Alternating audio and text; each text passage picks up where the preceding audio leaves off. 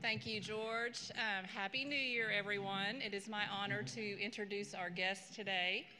If you would please stand when I call your name and remain standing along with the Rotarian who invited you. Once we get all of our guests introduced, we will offer one big, warm, welcoming round of applause. Heather Brown, guest of Aaron Lubin. Carter Fairley, husband of our speaker today, Toby Fairley, and guest of Denver Peacock. And Jenny Goodman, guest of Rocky Goodman. Thank you.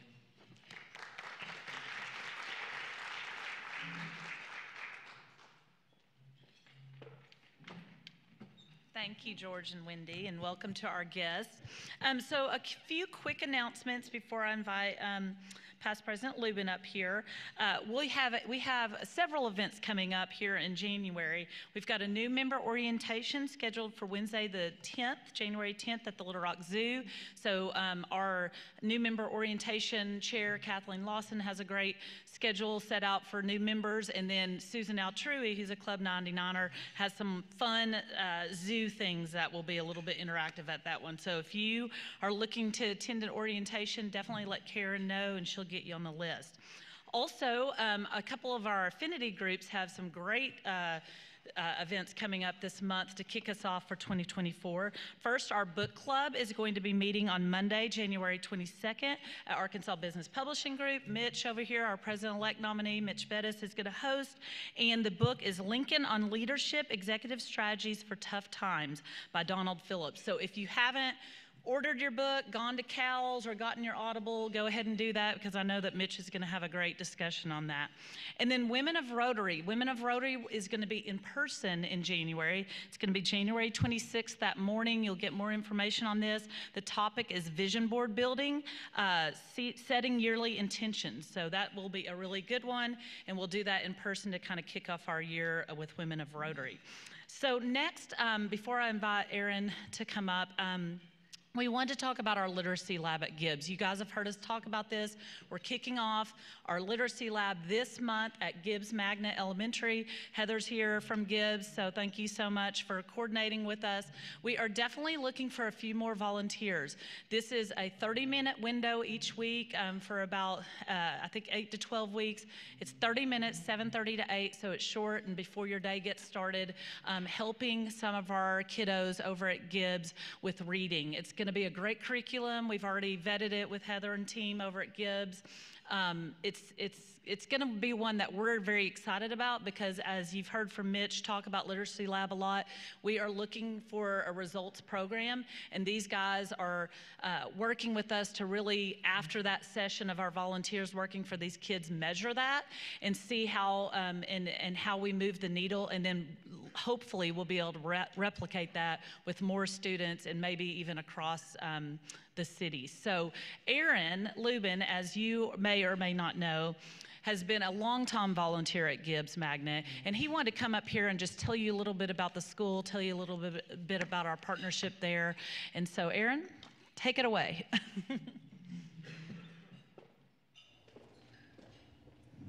I want to make this little journey up to the stage so I can tell you about a big journey that you can experience with this new Rotary project. Begin with the end in mind is the famous quote from Stephen Covey's book, 7 Habits of Highly Effective People.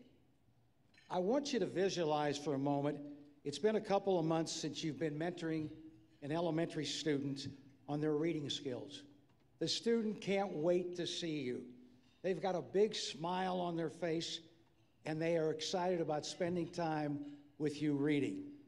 When you make that connection, you will see a light go on, and a light will go on with you too, feeling good about your volunteering and improving their lives.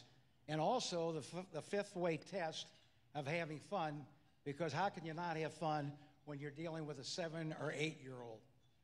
The motto of Rotary is service above self, volunteering your time and talents to help others. I know everyone is busy, but this program we're asking you to volunteer will take maybe 58, 59 minutes out of your week. Trust me, that time will have a tremendous impact on the student that you are working with. As I look around the room, I see parents and grandparents who spend time with their children or grandchildren reading. A lot of these kids at Gibbs are not fortunate to have someone like you, to have someone to read with them. As we all know, literacy reduces poverty. It can improve children's comprehension, their vocabulary, and critical thinking. 28 years ago, I started volunteering at Gibbs, and I had never heard of Gibbs, but I have benefited so much by working with these students. I can tell you from your experience that you will experience a dedicated principal, staff, and kids that are eager to learn how to read more. Christina Bullhouse, Rick Fleetwood, Jesse Wilson, and Mitch Bettis, they had never heard of Gibbs. And when they went there, they said, what a well-kept secret and how impressive this school is. Craig O'Neill said it was magical. I don't know if it changed them, but it sure changed me. This program needs you to volunteer to make it successful. Heather Brown, the literacy facilitator at Gibbs, Dan Parker, and myself will be around after the meeting to sign up people and address any questions. Mifflin Gibbs, who the school was named after, told his students, go do something great. That's my message to you. Do something great. Thank you very much. And now it's my pleasure to introduce the principal of Gibbs Magnet School, Ms. Tina Greenwood. Thank you.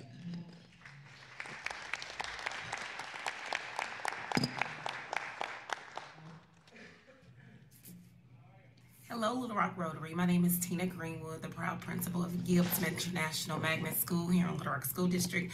I want to first off thank you for even thinking of partnering with us to support our students. Since the pandemic, as you know, there was a lot of learning loss, and Gibbs students were impacted. So you volunteering your time to come and support our struggling students will be very much appreciated.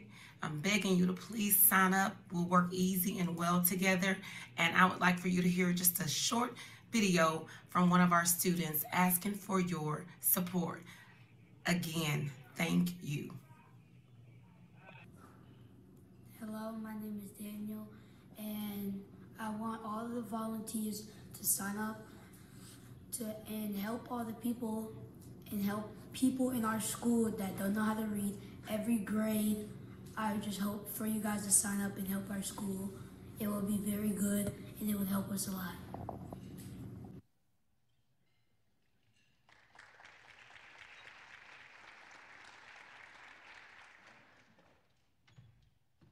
Thank you, Erin, so much for what you do at Gibbs and for talking to us a little bit about that. There are flyers on your table that just give a little bit more about Gibbs and the special school that it is. And again, thank you for being here, Heather. It really is. I got to go on one of those tours that Erin took us on, and it is a really neat school. Jesse's kids go there. Jesse Wilson's kids go there, and talked to her and saw where her kids were in class. It's a really neat school. So thank you, guys. All right, so for our fun tip today. So one thing that you will hear our speaker, Toby Fairley, talk about today is her practice of picking a word of the year. She's been doing this for many years to kind of keep track on a certain goal. It could be anything from lead to flourish to health to focus. So it will be no surprise to many of you that the word fun has been mine for lots of years, but really for me it's a year-round, kind of year-to-year thing that is just an underlying theme for my life. But I want to encourage you to consider making fun your word of the year for 2024.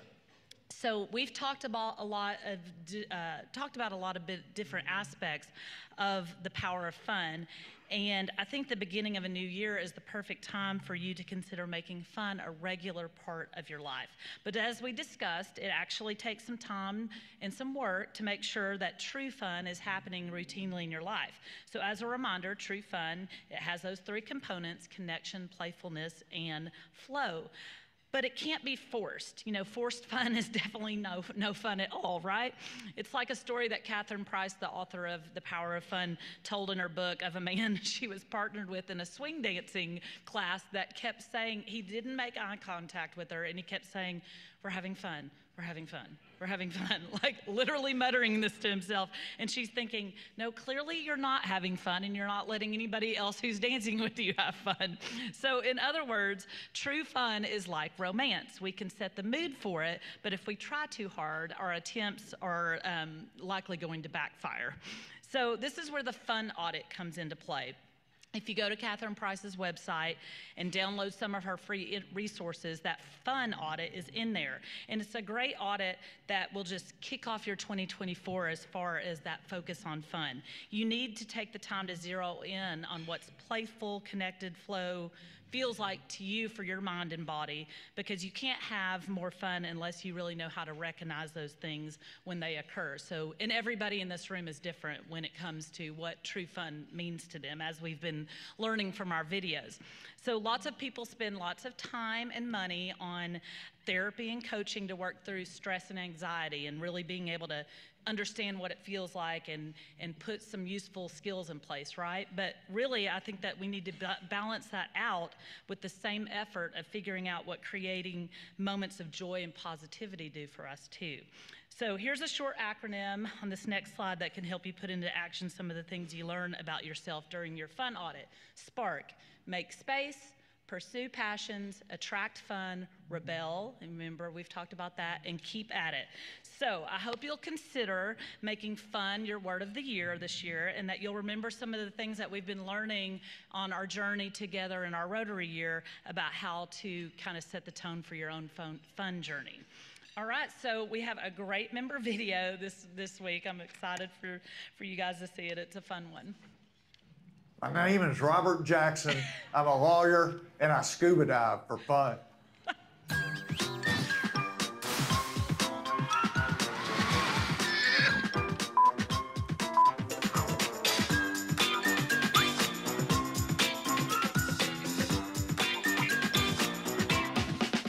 When I was asked to do this, I was asked to talk about duck hunting, which I'm an avid duck hunter, but I thought, you know, that's not very exciting. Everybody duck hunts. And so finally, I settled on scuba diving. We got started scuba diving 20 years ago. My wife and I were looking for something while we were on vacation that we could do together. And so we got certified, and then we went to the British Virgin Islands and got absolutely hooked on it. So from there, we became master scuba divers, then we became dive masters, then assistant instructors, and finally, both of us became instructors where we were teaching new students how to scuba dive. My wife, I think she loves it more than I do, and quite frankly, she's a better scuba diver than I am. Don't tell her that, but she is an excellent scuba diver, and she's a good buddy to have when you're underwater. As scuba divers, if you dive in the ocean, everybody wants to see a shark. And we've seen lots of sharks. We've been on shark dives. Believe it or not, when you're at 40 to 60 feet, you are not on a shark's menu. At that point, they are curious. They will come by and look at you. So sharks are kind of a neat thing to see. And one of the most unique things I've ever seen were sea snakes. And we were warned that on a particular dive, we'd see lots of sea snakes, and we did. At first, I was a little nervous, and then the dive master, when we came up, said, well, as you can tell, they're not aggressive, but if you ever get bit by one, you've got 2 seconds. You can either go up or you can go down. And so after that, I kept my eyes on the sea snakes, so to speak. My wife and I have been all over the Caribbean, but I must say Indonesia takes first place so far. When we were in Indonesia, we were on a boat for 11 days, and basically our schedule would be wake up, eat breakfast, dive, have a snack, dive, have lunch, take a nap, dive, have a snack, have dinner, night dive. So yes, you can dive up to 4 to 5 times a day.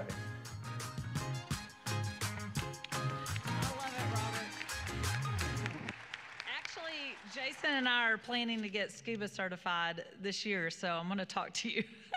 Definitely. I love it. All right, well, let's head into our program. I'm actually going to introduce the program today and moderate a Q&A with Toby.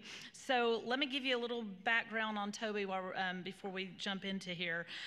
So Toby and I actually met each other back when we were like 20-something babies starting out in our careers. I was at Arkansas Business Publishing Group, and I was editor of Arkansas Bride. Toby's wedding was in the magazine. That's kind of how we got to know each other. But she was starting as an interior designer, kind of sensation on the scene, had a little store, T. Lamar, in Benton, and I grew up in Benton. And so we just have kind of met each other in our 20s and then have followed each other as entrepreneurs through our careers. But since those days of being a 20-something, Toby has grown a national presence through her interior design work and her most recent consulting career. She is now one of the leading voices on reimagining what it means to run a successful, creative business in an equitable and sustainable way. An award-winning interior designer and business consultant with more than 23 years of experience helping high-achieving creative professionals take their lives, their companies, and their spaces to the next level. So Toby holds degrees in accounting and interior design and a master's in business administration from the Sam Walton College of Business at U of A. She was also awarded the prestigious Walton Entrepreneur of the Year Award in 2009.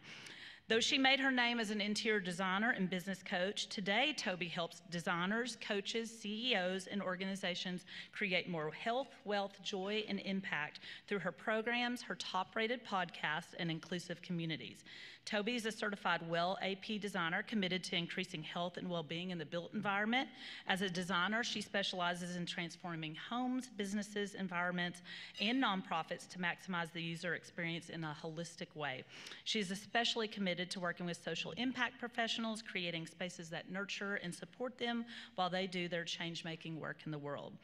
Toby is NCIDQ certified and a professional member of the American Society of Interior Designers. So as a certified equity-centered coach and leader, a trauma-informed coach, and a certified feminist business coach, Toby helps creative entrepreneurs and coaches practice conscious leadership and make significant positive impact with their clients and in the world through her coaching programs and private one-on-one coaching and strategy sessions. As the host of the Design You podcast, Toby delivers inspiration for creative entrepreneurs mixed with tactical business advice and unfiltered aha moments on topics most business gurus won't dare to cover. She has been featured on television and in top-shelf magazines, including Forbes, Fast Company, The Wall Street Journal, Real Simple, Better Homes and Gardens, The Huffington Post, Southern Living, HGTV, House Beautiful, and more for both her interior design work and her thought leadership and business leadership and coaching.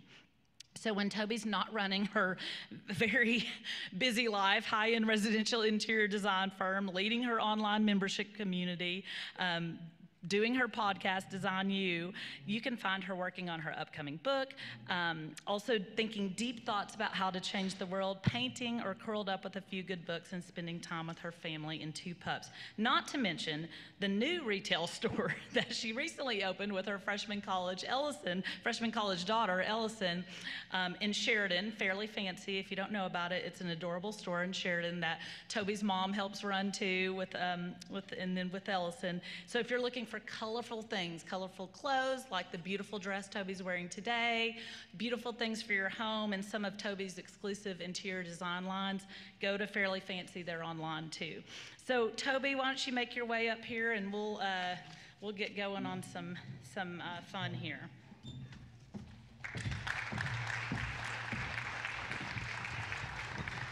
All right, so we're going to dive into some things that, I mean, listen, y'all, Amy and I talked about this would be the perfect person and program to start our 2024 off because Toby really, she has so much, she's done so much work and she imparts that in terms of goal setting and mindset, and that's really what we kind of want to be focused on in January, right, to get our year off started. So Toby, let's start with this. Why don't you just tell us a little bit about your entrepreneurial journey and kind of where you where you've been and where you are today. Yeah, I was kind of exhausted listening to that list that you read. I was like, did we say I did all that stuff? You did. Which, by the way, the book is on hold because I started the retail store. So I was like, oh yeah, I got to get back to that. So 25 years this year in my design business, and I think the journey, we're going to talk a lot about mindset today, which was so fun to see your 5 points. Y'all are already prepared. Y'all think about this all the time.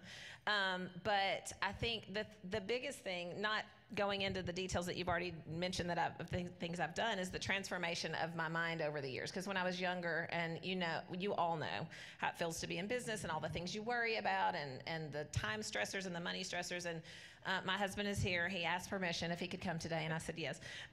But he can attest to the fact that I have matured quite a lot in my mindset over those years. And I've never been one for a lot of drama with other people, but I had a lot of internal drama happening all the time and a lot of stress, and I would bring all of that home. And so I think the biggest shift has been, and really in 2017 is when I started actually studying what life coaching was, which sounds very woo-woo, I understand, but it's really helpful to start to manage your mind, understand your thoughts, the power of your thinking, which it sounds like y'all do a lot here already. And I would say, for me, that's been the biggest part of my journey.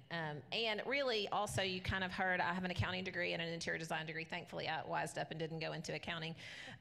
But I'm definitely right brain, left brain. And for the first, 15 years of my business, maybe 10, 15, I really leaned on that linear thinking, left brain. And the more I learned to tap into my creativity, which we'll talk about today, the better my life got, the better my solutions to my problems became, the better just the quality of work and working with people came. So I think that's probably the shifts that have been most impactful over the years. Yeah, and one thing that I would add to that, and you can reference a bit more, is that you have done a lot of work on the balancing work-life. Yes. And I mean, guys, Toby, that's just a little bit of her bio. She's super successful, but it was because she worked really hard. So yeah. kind of talk about that too. Yes.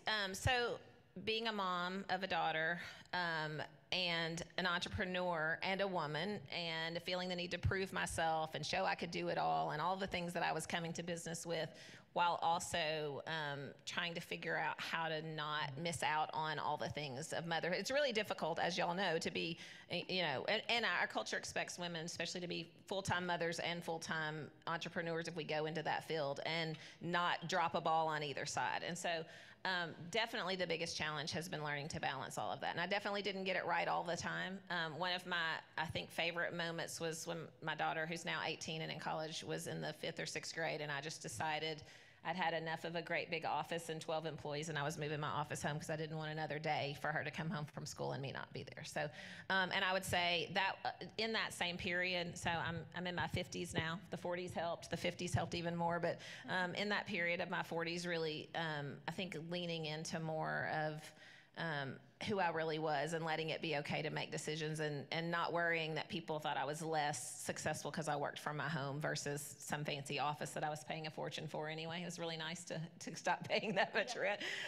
But yeah, definitely, that was probably the biggest hurdle, was to balance all of that.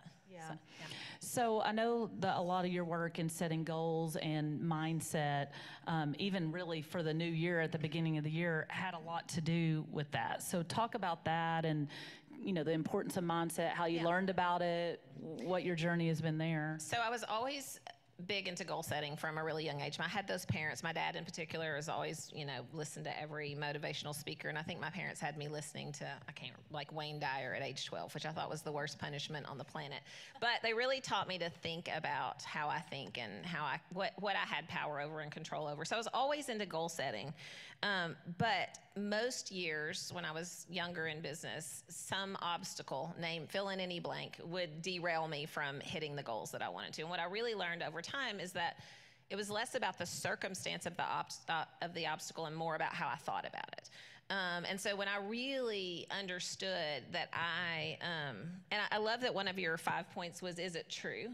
Because one of the things I want you to take away from today is that a lot of times the things that you think are true are not necessarily true, or there's another option or another way to think about that. And so when I started realizing that an obstacle, like, you know, I'd set a goal and then I would bump into something, which was usually time or money, like most of us bump up against, and I would decide it wasn't possible, or I had to change my goal or change my mind. And I really learned instead to say, is there another way to think about this? Is that 100% true? And I'll tell you in a second about this concept, or I can tell you now about design thinking. Let me tell you about that. When I learned this concept of design thinking, which let me tell you what that is in a second. But the point of this, saying this, is that I realized that we have so many biases, and we're so prone to just believe the 15 to 60,000 thoughts that go through our heads any day, and not really explore them, examine them, question them. When I started doing that, when I started questioning and saying, is this really true? Is there another way to think about this? Yeah, I may not have the money today, but can I get access to money? Can somebody else partner with me? How might I look at this differently? That's when really I started changing everything and started hitting the goals in a completely different way. So this idea of design thinking, which is where creativity and linear thinking kind of come together, and that's what I love so much about being a creative, is kind of the gist of design thinking is you start with suspending biases. And so if you're going to go into design thinking, you're going to prototype something, you're going to innovate, you're going to come up with an idea, the very first step you have to do is suspend your biases, which we rarely do. And most of our biases are about, I don't have time, I don't have money, I don't know anybody, I'm not capable of this, why me, all those kinds of things. And so suspend bias to get to this idea of a white box approach, and then brainstorm. And it's really hard to do, right? Because you start brainstorming and your brain immediately comes to all the conventional thinking of, but that won't work for me, or how would I do that, or I don't know anybody in that industry, or I've never learned how to do this skill, or whatever.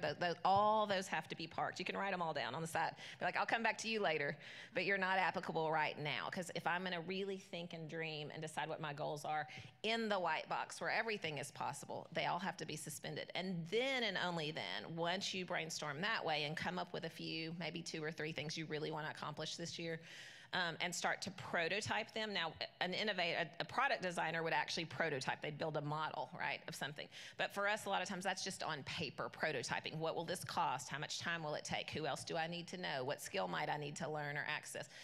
Then you can put those biases back to it, but only then, after you've let yourself dream really big. And so that's been a really fun way for me, and I hope you can take something away of how to put creativity in your goal setting and your thinking with design thinking. I love that. I love that. So talk about some of the most common mindset challenges you see entrepreneurs and CEOs and C-suite people face at the start of a new year, and then what tools they can use to tackle that. So we're all alike as much as we want to think we're unique. It's so funny when I coach creatives too, they all come to me and they're like, but I'm totally different. I'm a special case. And I'm like, you're exactly like everybody else in a good way. That's a good thing. But yeah, we all have those same, it runs the gamut from perfectionism to fear of failure, fear of rejection, sometimes fear of success, which I never really understood. But yeah, the bigger you grow, farther you have to fall. So there's some fear around that. It's usually just all of those fears of kind of not enoughness, which can sort of get woo-woo. And I know we don't always like to think about our feelings, but yeah, imposter syndrome, it's pretty much all in that same realm. And then for a lot of us who are moving into the new year, we're just coming out of a really hard fourth quarter or a hard year, soft economy, things like that. And so it's so easy to bring past thinking into the new year with you. So that's where you can use that idea of suspending biases, even very recent ones of what just happened last year. If you can park those for a little while, because that's what a lot of you are thinking about, I don't want to repeat this thing, and try to move into a little more future-focused thinking and let those kind of sit there for a little bit. They're going to have less impact on your goals for the year. But yeah, those are the ones awesome. I see most often. And that's kind of that think, feel, do cycle. Yeah, I love that. So again, when I really started understanding the brain more and how you think and how we think, it's really as simple as we think something typically. And sometimes some of us are more in tune with our feelings. So we might notice the feeling first. I feel anxious, or I feel whatever. But a lot of us in this room, like me, are very prone to linear thinking. So you think something, it makes you feel a certain feeling, and then you do, or sometimes it's an action or an inaction. You might procrastinate, right? I thought this thought, I don't have enough money for this thing I want to do, so I felt depressed, so I just didn't do anything, right? So once I really understood it, it can be broken down into something that I can kind of put in a little formula, like what was I thinking when I did that thing, and what, or and what feeling did it create, and then what did I do? Success leaves clues. So you can look back at the things you've done well and what you were thinking and feeling and what it led to. You can look at the places where you get stuck and maybe what those thoughts are. And we'll talk maybe in a minute, or I can kind of mention it now. One of the things that I've used for 20, 30, probably 40 years is journaling. And I don't read my journals. It's not like a diary for me that I'm going to come back and read later necessarily. It's just a way to process my thoughts. And so when we're just thinking all of our thoughts, it's hard to examine them. We're usually just believing them. That's kind of why I love that you said, is it true, in your 5 points, because we just assume it's true. We think it and we're like, yeah, that's right.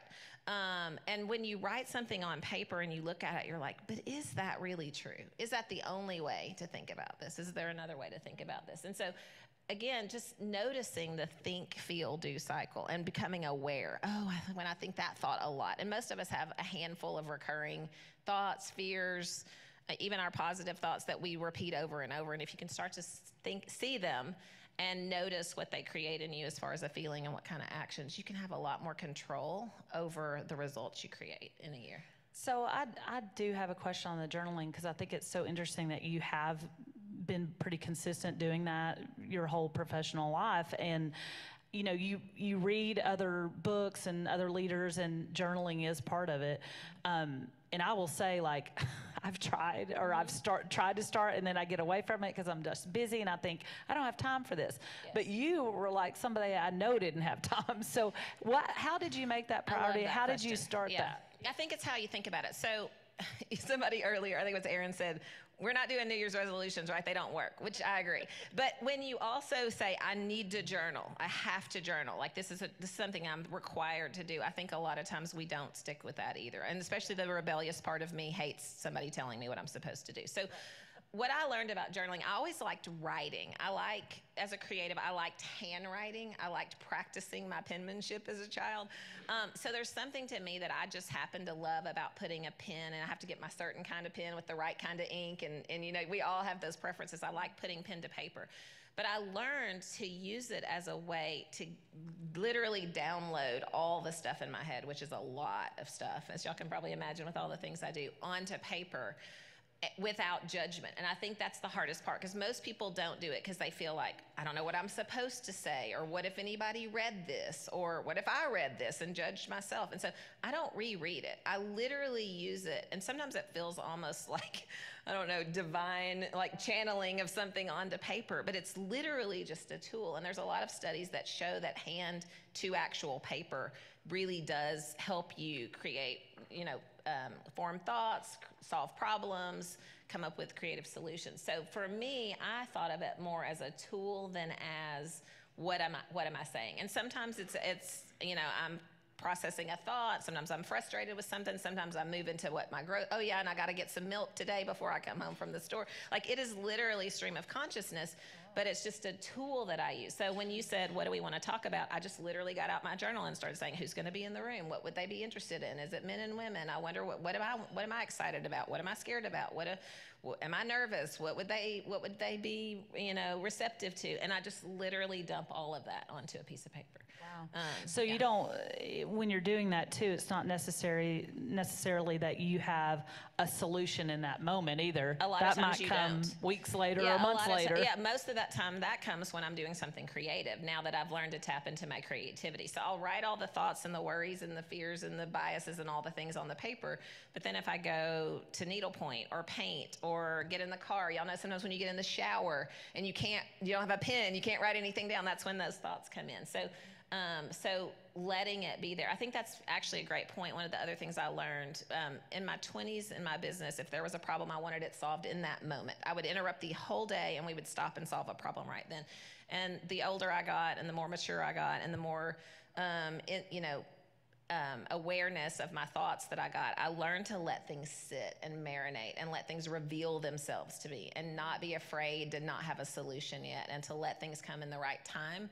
And I think that happens too in this process with journaling. And like you said, it's not that I'm going to write for 10 minutes and always have a solution. Sometimes I'll have 50 solutions there for something. And sometimes I might journal on something for 6 months and then suddenly an idea will pop into my head. So, yeah.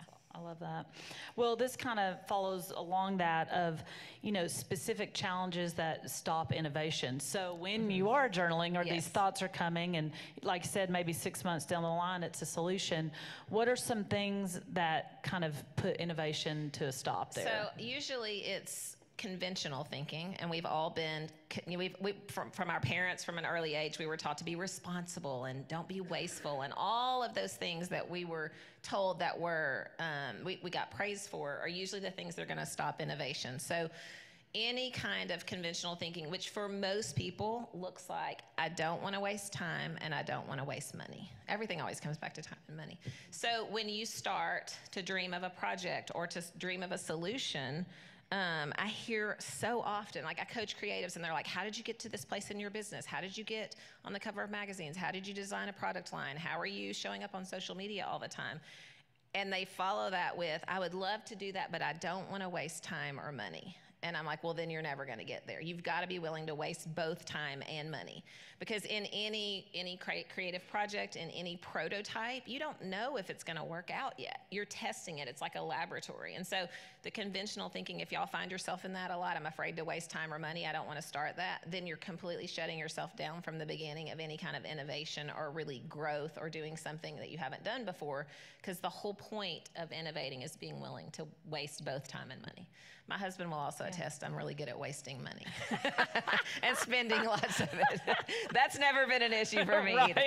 But if you find that you worry about either of those things, if that's the first thought that pops in your head when you're going to do something new or stretch yourself or come up with an idea, if it's like, but I don't want to waste time or money, that's something to journal about. Oh, isn't it interesting? What am I afraid of? Why do I not want to put time and money into this that might not turn into something? Because the only way you'll ever know if it does and if it will is if you're willing to risk both the time and the money. So that's really good. So I think another thing too is, and this is not in our prepared questions, Toby, but I know you'll be able to answer it, is hearing you talk about that is another thing that can help people through a lot of this is coaching. And so sure. I'd love for you to kind of talk about your personal journey with coaching and then becoming a coach, of like why that has been important in your success. Because I think a lot of times, people they think therapist, they don't think coach. Right. Well, and the difference really kind of just a little short description of the difference in a coach than a therapist. A lot of times a therapist is helping you deal with a problem or a situation that you have, sometimes long-term trauma situations, all sorts of things like that. A coach is trying to help you get to the next place you want to go. So they're really there to help you. And it's not even about giving it advice. It's about somebody else listening to what you're saying, because we can't even hear a lot of times our biases. We don't know what thoughts we're believing. And somebody else listening to you can say, oh, that's interesting. Did you just notice that you just said for the third time in this call that you don't want to waste time and money on this, or you don't want to waste time on this? And so somebody else can help you break that down and help you see where your blocks are. And so that was a big game changer for me as well. And it really helped me get better at self-coaching. So you don't have to have a coach forever, but sometimes you want to work with somebody to help you sort of figure out that process of seeing your own thoughts, seeing your own blocks, and then you can get good at helping yourself move past those with tools like journaling and that sort of thing. But yeah, really important. That's really good. And uncomfortable, really uncomfortable. People don't like to get coached because we have to, right. think about our thoughts and think about our feelings. And if you don't want to waste time sitting around thinking about your thoughts and feelings, feels like a big waste of time, right? But I think Toby's talking to me right now. How many of us are like, can I just do the thing? Can I just take action? I don't want to, let's skip the first half of the think, feel, and let's just do the action part. And most of us like to act our way out of problems. But a lot of times you'll just keep repeating the same mistake or the same kind of block over and over and over again because you haven't really taken the time to see what you're thinking and what you're feeling about. Yeah, yeah, that makes a lot of sense. Yeah. Okay, so let's go back to creativity too. That being such a foundation for you, what role does creativity play in making sure that we can reach our goals? Yeah, I love this. So I talked about this a little bit earlier, but a lot of you aren't doing creative things as hobbies. A lot of you don't envision yourself as a creative. Somebody told you you weren't creative. You're like, I can't paint or draw, or I don't do any of those things. But there's so many different ways to be creative, from cooking. A lot of you enjoy cooking. But it's really, really helpful to engage the right half of your brain when most of you spend all of your time in the linear left side of your brain. And you try to action your way and force your way. You talked about forced fun, but forcing your way into solutions, where when you can engage that other, more playful, more creative side of your brain, you're going to get a completely different list of possibilities of solutions. So if you don't have some kind of creative hobby, I definitely suggest that you get one. And if you're like me, you have to really be aware. I'll try to turn any creative hobby into a business or into like a goal, right? So I have to force myself to be like, oh, I'm going to paint. Now I'm going to sell all my artwork. And now I'm going to, I make a pillow and needlepoint. And I'm like, how much would this sell for on Fairly Fancy? And I'm like, no. Remember, this one is just for me. This is just for fun. This is just for creativity. But they also really help me stop working. I'm prone to overworking. I love work. I love all the things that I do. And so you can't usually work and chop an onion at the same time. You can't always work and needlepoint something or paint on a canvas or whatever your form of creativity is. So I encourage all of you, especially since you're thinking about fun. Yeah. And it's not always fun for some of you at first to be creative because you have a belief, you have a bias, right, that you're not creative. So maybe practice design thinking, park your bias, take some classes, do some fun things, get a paintbrush in your hand, cook, learn a new skill. Something that you can pour creativity in that's just really for yourself and that you haven't turned into a business. So when you started doing, because I know you didn't do that stuff in your 20s and in your 30s. I mean, you did some of it. as a teenager, and then I stopped. And then you stopped, yes. And so how did you bring it back? I think probably, definitely age helped a little bit. And also not having a toddler. So as my daughter got older, and I just have one child, it made more space for me to do things. But I think just at some point when I was doing a lot of the mindset work and looking back at the success leaves clues kind of idea and thinking about how do I get back to my most authentic self. When am I the happiest? What lights me up? I would remember back to things that I used to do. And we all have heard and read things about, in fact, last year my word of the year was play, but we've heard about the benefits of adult play.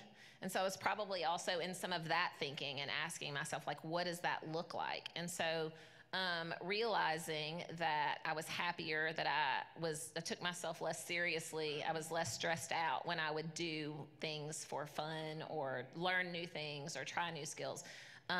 It reminded me how important it was. And so I've been kind of on a mission the last several years to do more and more and more of that. Plus, you just get tired of working so hard after 20-something years sometimes, right? And you're like, I got to do something different. So mix it up a little. Definitely. Yeah. So, you talked about, and that is a great way to, and we've been talking about the power of fun. That's our theme here. So we've definitely heard that in adult play and all of that. So a lot of times that comes into play too when people are super burnout, Yes. And so I wanted you to talk about burnout, it can be a challenge, it can derail us from our goals. What are some of your tips around that? So what I've found about burnout for most people, and probably most of you in the room, it would be true for too, it's usually not physical fatigue, it's usually mental fatigue. It's the mental gymnastics, it's the thoughts we've already been talking about. So you're kind of already set up for that, already to go, it's the recurring, either negativity, it's not always negative thoughts, but just the recurring kind of thought patterns that I run through on a daily basis that are wearing me out. And again, it's usually time. It almost always comes back to time and money. I don't have enough time. I don't have enough money. I don't have enough whatever to do the thing that I want to do. So when you can infuse more creativity into your schedule, into your life, again, it's very difficult to think about all of those things when you're doing something creative. So it gives you a break from that mental loop that you're running all the time that's creating a lot of the burnout. But definitely, if you do decide to journal, or if you've already been a journaler, and you are feeling burned out, look at that. Look at the thoughts that you kind of have on repeat, because it's usually just 3 or 4 of them that are coming up again. And and they repeat themselves in other parts of your lives too. Like the thing you're thinking at work might also be the thing you're thinking about as a parent, or in some other area of your life that you're always judging or worried about. And so noticing those, being willing to ask, is this true? Which y'all already have practiced that, so I love that. Is this really true? Is there another way I could think about this? I love really powerful questions. What else could be true? When I hit a challenge, my favorite question is, what does this make possible? If I hit any kind of challenge, if it looks like something's not going to work, if a business idea is not going to work, I'm like, if somebody leaves, I had 2 people leave on my team in August within 3 weeks, 2 key people for different reasons while I was moving my daughter to college. And I was like, how could this all be happening? And then I kind of got a hold of myself and I was like, but what does this make possible? And so asking more powerful questions instead of staying in that loop that's burning you out. And creativity can help you get access to those more powerful questions sometimes. That's really good. Okay, you mentioned the word of the year. I mentioned that. You said last year your word of the year was play, which I love. How did that all come about? What is the word of the year for you? How does it keep you on track for the year? I think How do people pick a word? I love it. So I think the first year I did Word of the Year was 2012. I'm now a podcaster, but was a blogger for a long time. I was one of the first people in the design industry that was a professional that was also a blogger, because most bloggers were enthusiasts back then. So I think I don't remember, 2009 I started that. But at some point, probably 2011, 2012, I saw someone post on the internet about this idea of the word of the year, and I was like, oh, I'm going to do that. And I think my word back then was discipline, which is like one of my most hated words now. I'm like, ew. Last year was play, 2012 was discipline, if that shows you how far I've come in those many years. But discipline, I've had focus, I've had significance, I've had thrive, I've had all these different words. But so the way I go about the word of the year, and you can search online and people will give you some lists if you need them to get started. That you can kind of consider. But I just like to use my journal, and I kind of write about what I want the year to be, and I notice kind of what themes are coming up. And I'll pick 2 or 3 words that stand out, and I'll go look at the definition of them. I really love to look at, like, where does this word come from, and what does it mean, and what form of speech is it? A lot of times I like action type words for the word, but not always. And so one of the things that I learned that's very helpful about Word of the Year is I would pick early on something that was more either altruistic or more, I'm missing the word, but like you want aspirational, like what you should be doing, not necessarily what you are or what you really want to be. And so over the years, I've gotten way more realistic about picking words that are actually more representative of what I want, not something I think I should be. And so that's been a fun process. And so part of that was learning that my word, if I'm really going to use it as a tool, kind of like I do journaling, to keep me on track, or when I feel like I'm off track is when it really helps. When I'm really getting off track for the year or feeling overwhelmed, I can grab that word and be like, how could I use this to get myself sort of back to myself?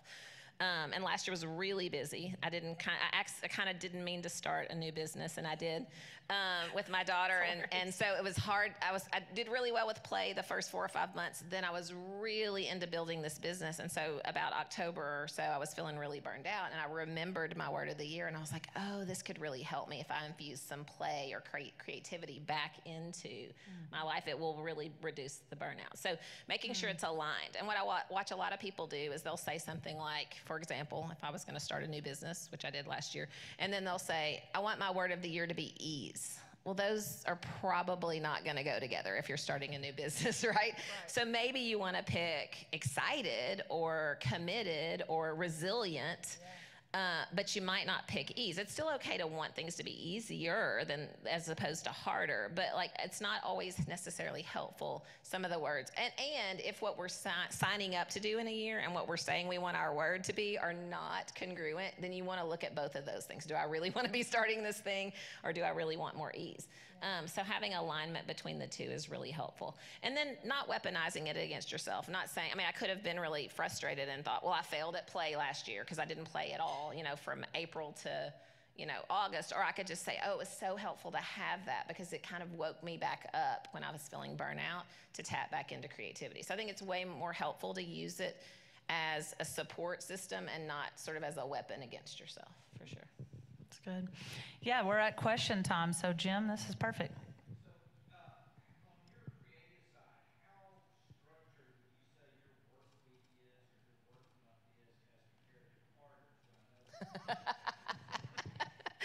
That's a great question. Poor Carter. We're so glad you came today, Carter. Okay, so he said, how structured is my creativity and my work week compared to Carter's? So I do like structure in my days, and I'm definitely a calendar person, and I have all my little time blocks. Mine just happen to be colored in all pretty little colors across the schedule, and I'm sure Carter's are not. I think it's important to, it's based on your preference, right? And there's all different kinds of ways to access. I'm kind of getting into this thing called human design now, which is like how we're wired, which is an interesting thing to study and learn about. But some of us are wired to be more structured and more consistent, and some of us are wired to be less consistent and more into like free, open space for our creativity. So knowing yourself is important. That's a great question. But if you're prone to not be creative and you are prone to be very scheduled, then try scheduling creativity, which feels weird and it's not ideal. It's kind of the we're having fun, we're having fun, we're having fun. We're creative, we're creative, we're creative. But at least it starts to get you into the schedule, gets it into your schedule, and you can start to play with something and hopefully have some moments where you tap into flow like you were talking about. And once you kind of get the bug for some of the things you're working on, then you'll want to make more time for it. And don't be afraid to try a bunch of different things. Like, you don't have to be like, well, I tried painting and I hated it, so I'm not creative anymore. Like, try all the different things until you tap into something that you really want to spend your time doing. But yeah, I'm not afraid of some structure with my creativity, for sure. Other questions? Aaron? How do all of us, deal with insecurities within ourselves. Yes. So how do you deal, when we make decisions, we think, well, what are they going to think of me? How's that going to affect people? How do you deal with that when you're making all these decisions, whether it's a little decision or the big decisions, with the insecurities that we deal with those decisions? Yeah, that's a great question, and everybody deals with that, even though we don't like to admit it all the time, right? So one of the things that I usually come back to, kind of what you are talking about a little bit leans into people pleasing. And a lot of us deal with that. Like, what are other people going to think about this decision? And so when I created my own list of powerful questions that I love to ask, like, what does this make possible? One of the other ones I ask often is, who am I willing to be disappointed in this situation, them or me? And because a lot of times when we're worried more about other people, we're sacrificing ourselves or our goal or our dream or the thing we would love to do based on them. And so somebody may be disappointed, pretty much always will be. Is it going to be you or is it going to be them? And so a lot of times, if it's not that meaningful of a decision, I'm like, yeah, I'd rather myself be disappointed in this instance and let, my child or someone else be happy, my mom. Or I'm not willing to be disappointed and not write this book or not start this business. And so I'm going to have to be okay with letting other people be disappointed in the decision I'm making. So that just asking the right questions of yourself, I think, can really put things in perspective. But we do tend to want to put other people in front of us a lot of times, and we'll do a lot more for other people than we will ourselves. So that's where the journal can help, because it can be a profound moment when you're like, oh no, I was really about to make a decision and choose to disappoint myself, and I don't really think I want to do that in this instance. I'm not willing to let this kind of die in me, this book not come out, or this business not come out, or this charity or project thing not come to fruition, right? So, powerful questions. For sure. Other questions? Courtney. Can you share a little sneak preview of what you're writing about, your book that you've tabled down? I mean, you don't have to get a lot of detail. I go back and forth. I love this. So as an interior designer, it's sort of a, I don't know, it feels like a requirement to have an interior design book, but that's never the one that I want to write. And I have a lot of thoughts. I go back and forth. So I've started multiple drafts of various things, everything from a memoir to a design book to something. And what I've been playing with most recently, and it's been a little while since I was busy last year with the business, but was, can I combine these things? Can I make a book that somebody would literally read and not just look at pretty pictures, which is kind of what a design book turns into a lot of times? And what do I have to offer through the power of design and creativity that would actually help people change their life or make an impact? So I don't know what that is yet. It's kind of still a mishmash. I learned this idea recently of, and I talked about it on my last podcast of the year, which actually was podcast 300, which is kind of interesting. But about how I heard the story recently that when a caterpillar or whatever the creature is that goes into a chrysalis, while it's in the chrysalis, it turns into just basically liquid guts. It's just goop in the middle. And it's just goop until it turns into the butterfly and comes out. And I was like, well, last year was pretty much all liquid guts for me. I was just in the goop all year. But the book's kind of also in the goop stage because it's like all of the stuff like mixed in there together, but I don't quite know what it's going to turn into. But I love that question. And I love that Natalie reminded me I had that in my bio that I was writing because now that I put it on a pause, it's time to pick it up again for this year. But yeah, hopefully something that combines creativity and maybe shows people how to use creativity in the ways we're talking about today to become a different version of themselves. So thanks for asking that. Oh, that's a good one to end on. Okay, we can do one more question. One more. So there was a book that I was a big fan of that was probably written in the 80s by Judith Cameron called The Artist Way. I And love that that taught book. me a Yes. lot about journaling. But you bring so much new information to us today, and with all your coaching and things that you could tell us about. What's a good book that you would recommend to all of us who maybe would like to get life coaching but probably aren't going to get around to that? That's such a great question. And I'm usually a really, really big reader. I typically read about 40 or 50 books a year. And last year I took a break from that, believe it or not, and didn't read a single book on purpose because I had turned reading into this, like, again, I was kind of weaponizing against myself. Like I was believing I was almost moral, like morally superior to the other versions of myself who wasn't a reader. So I just cold turkey took a break last year. So I haven't had a lot of books top of mind. So I can't think of one right at this minute, but I do love the book that you mentioned, The Artist Way, and she talks about journaling as morning pages. It's like just waking up and dumping your thoughts onto paper, which is great. There's a couple of books. There's one that I kind of started and haven't. I took a break. I'll have to look it up. I'll have to get back to you. Natalie, I have to bring that back to you because there's another really neat book on creativity. I'll put it in our newsletter. There's a really neat book on creativity that's written by a music producer. And some of y'all may know what it is. I can't get to it right now, and I need to pick it back up because I was starting it right before my intentional hiatus from reading. Something for you to know, though, I really missed reading last year, and when I got to the end of this year and started thinking about my goals and what I want for the year, I was kind of lacking some inspiration. I was like, I wonder if that's because I took a hiatus from all the reading and all the things that I was kind of putting in. So I'm back on reading this year, so that's good, yeah. That's great. I think Toby reads in her sleep because I'm like, when do you have time to read 40 books? I just read while Carter's sleeping, and I have my book light over on my side of the bed trying to keep him from waking up. That's hilarious. Well, thank you so much, Toby. We've got a little something for you. Thank you so much. So we have a mural in the River Market, and it's big on fun, and it kind of, we did that this year to give back to the community, but to also reflect the fun and the power of fun. So that's a little something for your desk. So I know that you'll get a lot out of that. You can write little things on it. So it'll be great. Thank you again for being here. Thank y'all. So, no, you're good. I'm just going to say a couple quick things here. So before you guys head out, just a reminder of those great events coming up. Also, we are going to have a great social coming up. More details to come, but you won't want to miss it. It's going to be a lot of fun. Next week, it's a not to be missed program. Arkansas Business, so Mitch over here, Arkansas Business is celebrating 40 years, and we're going to dig into some of the biggest headlines in business from the past 40 years, and then maybe even some headlines that are to come in the coming year or two. So that'll be a really interesting discussion that you won't want to miss. So again, Happy New Year, everyone. Thank you again, Toby, for setting the tone for a great 2024, and we will see you guys next week.